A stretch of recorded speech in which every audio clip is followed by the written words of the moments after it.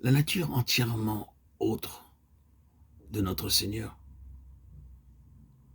Par quel moyen l'Esprit nous fera-t-il connaître cette autre nature? Car l'Esprit ne nous parle pas dans un langage ou avec des paroles qui frappent nos oreilles. Nous n'entendons pas de voix extérieure nous dire « Voici le chemin, suis-le ». Alors, comment saurons-nous? Ce sera parce que l'apôtre appelle la loi de l'Esprit de vie en Jésus-Christ. En lui était la vie, et la vie était la lumière. Comment saurons-nous? Par quels moyens serons-nous éclairés dans cette question sur la différence qui est entre nos voix, nos pensées, nos sentiments et ceux du Seigneur? Comment aurons-nous la lumière? La vie était la lumière. Qui me suit ne marchera pas dans les ténèbres, mais aura la lumière de la vie. Jean 8, 12. La loi de l'Esprit de vie en Jésus-Christ m'a affranchi de la loi du péché et de la mort. Alors, l'instrument de l'Esprit, si je puis l'appeler ainsi pour notre éducation, c'est la vie en Christ. C'est dire que nous connaissons quelle est la pensée de l'Esprit dans nos questions, en sentant, en éprouvant, en discernant la vie divine, la vie de l'Esprit. Ou bien, d'autre part, si nous sommes vivants au Seigneur, nous saurons que l'Esprit n'est pas en accord avec telle ou telle de nos pensées, par un sentiment de mort dans cette direction-là. Or, c'est la chose que personne ne peut nous enseigner par des paroles, en nous donnant une leçon. Mais c'est une chose que nous pouvons apprendre.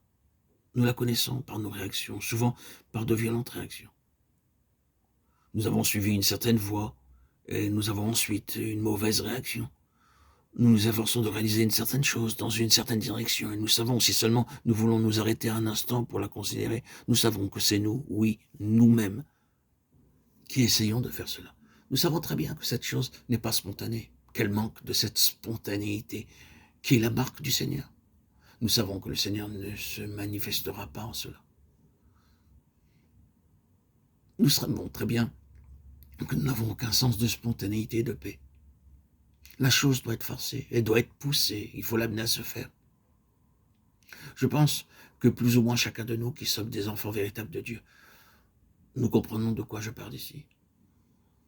Mes frères et sœurs, amis en Christ, souvenons-nous que dans l'école de Christ, l'instrument de l'Esprit pour nous enseigner Christ, c'est la vie. La marque d'un homme ou d'une femme gouverné par l'Esprit ou un de l'Esprit, c'est qu'il marche dans la vie et qu'il apporte la vie et que tout ce qui vient d'eux signifie vie. Et ils savent par cette loi même de la vie où est le Seigneur, en quoi se trouve le Seigneur, ce que veut le Seigneur, ce que désire le Seigneur. C'est ainsi qu'ils connaissent. Ils n'entendent point de voix, ils n'ont point de vision objective, mais là, profondément dans leur esprit, c'est la vie qui est l'arbitre, l'esprit de vie. Combien il nous est nécessaire d'être vivants pour Dieu en Jésus-Christ.